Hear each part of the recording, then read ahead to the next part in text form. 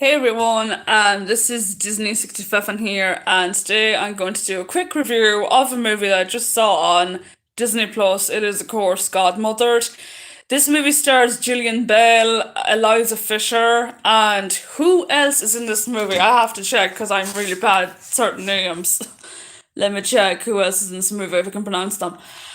Jane Curtin, Carlise Burke, Sonia Manzana, and Erika Parks, and it's directed by Sharon Maguire, who also directed Bridget Jones' Diary, and I think she directed Bridget Jones' Baby as well. And the movie is about this inexperienced fairy called Eleanor, played by Gillian Bell, who travels to modern day Boston where she meets this 40 something year old woman called Mackenzie Walsh, played by Eliza Fisher from Confessions of a Shopaholic. She's a single mother now. She's got two daughters. I believe one of them is like what, 16, the other one looks about 12 ish.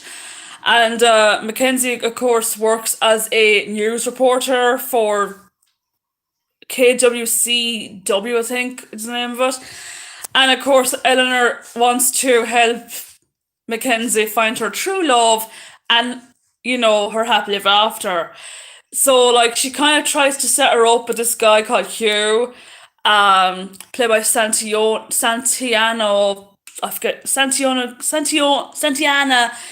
Cabrera, I think is his name. And she has to wonder, like, will she let Eleanor or what you call her Mackenzie find her true love, or is it gonna be like a surprise twist in the end of the movie? Well, you have to find out. What I think about this movie, yes, the premise of this movie is very like Enchanted meets Elf. What I mean by that is it kind of has the same sort of premise as Enchanted, but it looks like Elf because it's set in Christmas time, and Elf was set at Christmas time, and half the time I was expecting Buddy the Elf and Giselle to just pop up and go, "Hey, we're in this movie too."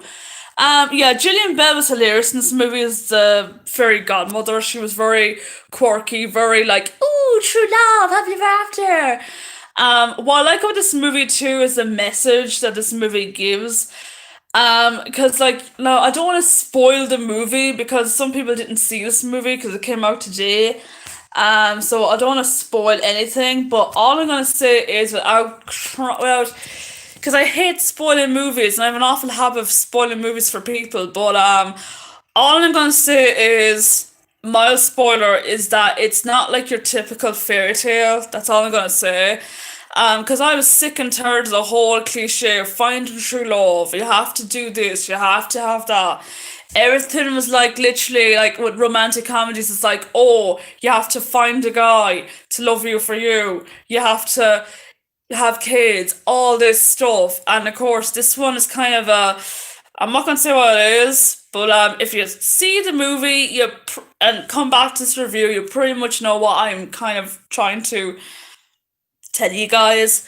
But yeah, overall, I really enjoyed this movie and I give it a B. I thought it was a good film.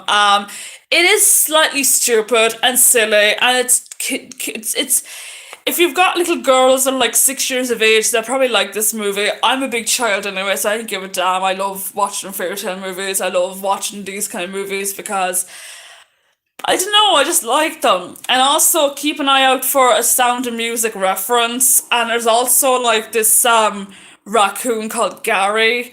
Yeah. It's a cute movie, if you have Disney Plus, do watch it. Like I said, if you've got kids at home that like fairy godmothers and princesses and all that stuff, then check it out. There's also animation as well, and I was so happy that I saw animation. This was like, yay, animation, hand drawn animation. I was like, thank God, because I miss hand drawn animation by the way so much. But yeah, that's my quick review of Godmothers. Let me know in the comments down below. Are you going to see this movie? What do you think of it? If are you going to like the movie? Are you going to hate the film? For me, just give it a chance. So yeah, that's my review of the film. And until next time, take care and happy holidays.